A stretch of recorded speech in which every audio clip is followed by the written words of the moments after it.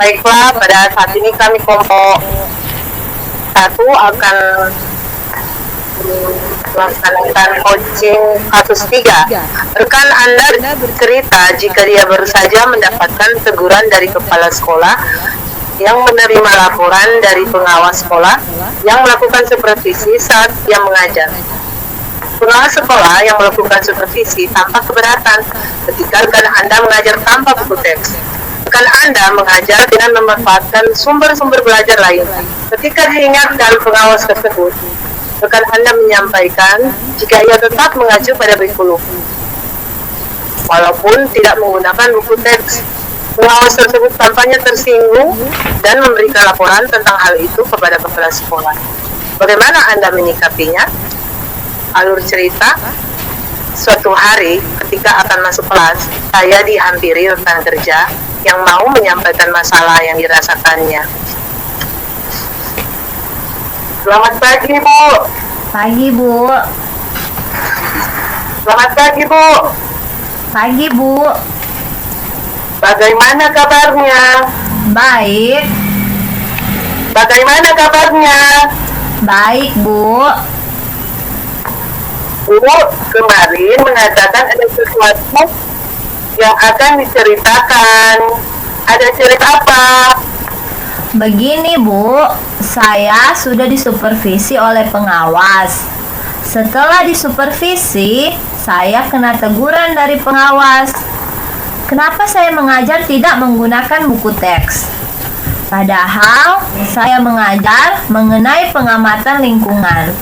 Lalu, pengawas melaporkan kepada kepala sekolah, lalu saya ditegur. Begitu, Bu. Mungkin Ibu dapat membantu saya mencari solusinya. Oh, begitu. Berarti Ibu sudah memiliki potensi yang luar biasa dalam mengajar tanpa buku teks. Apakah mengajar Ibu sudah mengacu pada kurikulum? Sudah, Bu. Sudah sesuai. Cuman, saya menggunakan pembelajaran di luar kelas. Tetapi, pengawas mengatakan tidak menggunakan buku teks. Pengawas ngotot harus ada buku teks mengenai pembelajaran tersebut. Bagaimana solusinya ya, Bu? Oh, begitu. Kira-kira dari diskusi kita hari ini, kita akan mencari solusi atau kira-kira yang diinginkan Ibu bagaimana ya? Saya ingin mencari solusi untuk menjelaskan kepada kepala sekolah bahwa cara mengajar saya sudah benar. Kadang-kadang saya menggunakan beberapa media di luar buku teks karena anak-anak selalu bosan kalau selalu melihat buku teks. Sehingga saya merubah cara mengajarnya dengan metode yang bervariasi dan anak-anak pun merasa senang. Jadi, maksud saya seperti itu, Bu. Bagaimana caranya saya menjelaskan kepada kepala saya? Oh, begitu.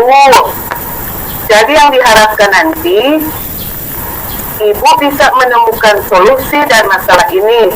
Sebetulnya, ketika pembelajaran, apakah Ibu sudah mempersiapkan bahan ajar untuk siswa tersebut? Sudah, Bu. Mulai dari perangkat pembelajaran, RPP, media, dan lainnya. Cuman, pada saat itu, saya sedang menggunakan PowerPoint.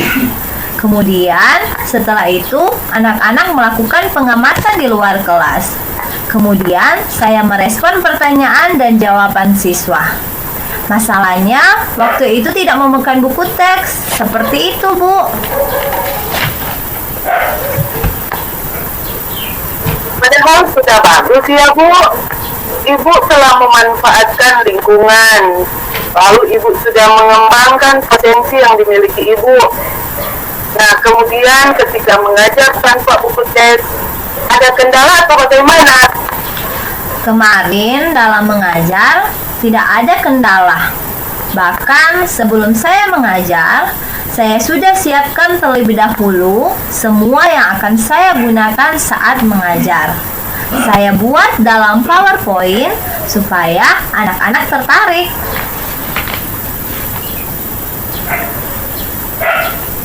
Itu sangat luar biasa, Bu. Dan Ibu sudah memanfaatkan sumber belajar lain. Lalu bagaimana hasil belajar anak dari pembelajaran tersebut? Anak-anak lebih bersemangat dan termotivasi dengan pengamatan di luar kelas. Mereka menulis apa saja yang menjadi hasil temuannya selama pengamatan di luar kelas.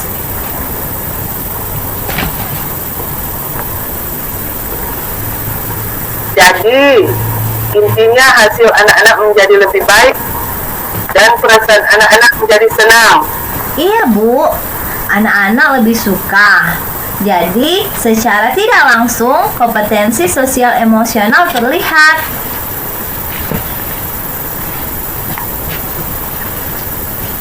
Begini, Bu. Ibu mau menyampaikan kepada kepala sekolah dan pengawas. Bagaimana? Nah, saat ini kita akan cari solusi dulu untuk menyampaikan kepada kepala sekolah dan kepada pengawas. Nantinya saya akan datang kepada kepala sekolah untuk menyampaikan bahwa dalam pembelajaran saya sudah menyiapkan perangkat pembelajaran, RPP, media, serta sumber belajar yang digunakan. Tetapi pengawas tidak mau tahu dengan apa yang sudah saya buat, karena tidak terlihat sumber belajar yang pengawas inginkan, yaitu menggunakan buku teks. Jadi, menurut saya, cara belajar yang saya terapkan tidak menyimpang dari kurikulum. Nah, itu sudah baik, Bu. Nanti saja Ibu menjelaskan kronologinya kepada kepala sekolah bahwa semua itu sudah bagus dan baik. Nah, kapan Ibu akan menghadap kepada kepala sekolah? Mungkin secepatnya, dan saya sudah mengobrol dengan guru lain menjelaskan apa yang saya lakukan mengenai penggunaan media pembelajaran.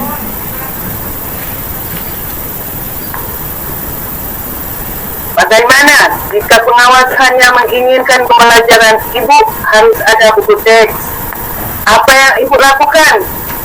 Saya akan menjelaskan kembali kepada pengawas serta memperlihatkan RPP yang saya buat agar pengawas dapat meyakininya.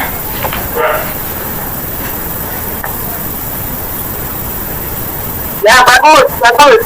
Kira-kira Ibu sudah tahu apa yang akan dilakukan Ibu sekarang? Iya, Bu. Saya sudah tahu harus melakukan apa, yaitu menghadap kepada kepala sekolah dan menyampaikan cara kerja saya kemarin dan cara mengajar saya.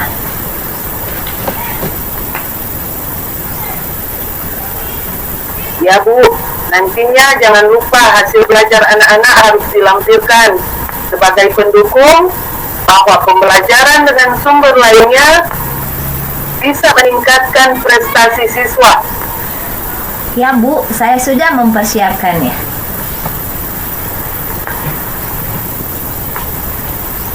Ibu, tadi kan sudah menyampaikan permasalahan dan segala sesuatu sudah Ibu kemukakan.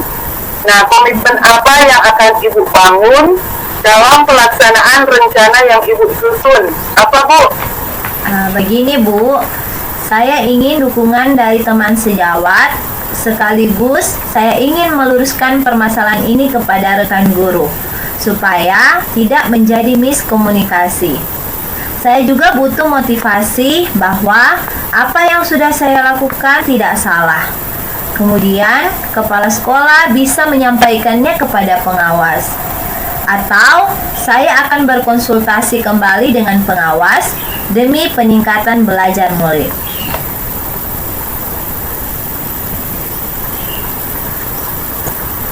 Semangat, Bu. Semoga apa yang disampaikan kepada kepala sekolah dan kepada pengawas itu boleh berhasil dengan baik, bahwa pembelajaran yang Ibu sampaikan sangat baik untuk kemajuan siswa. Jangan lupa hasilnya disampaikan pada saya, ya, Bu. Semoga hasilnya itu baik dan semua permasalahannya akan selesai dan Ibu tidak mempunyai lagi hambatan. Amin. Terima kasih ya Bu sudah mau berdiskusi dengan saya. Sama-sama, terima kasih.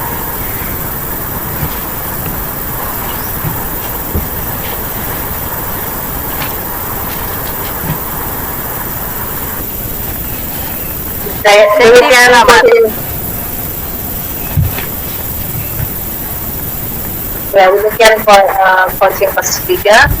Setelah saya amati proses coaching kasus 3, Pikiran Umum telah melakukan menggali pertanyaan-pertanyaan. Coach dapat berkomunikasi dengan baik dengan coaches dan membangun kualitas hubungan yang nyaman dan aman sehingga bisa saling share satu sama lain. Kemudian diidentifikasi masalah, bisa menyatakan masalah yang terjadi pada saat itu, dan coach juga memberi penguatan kepada coaches.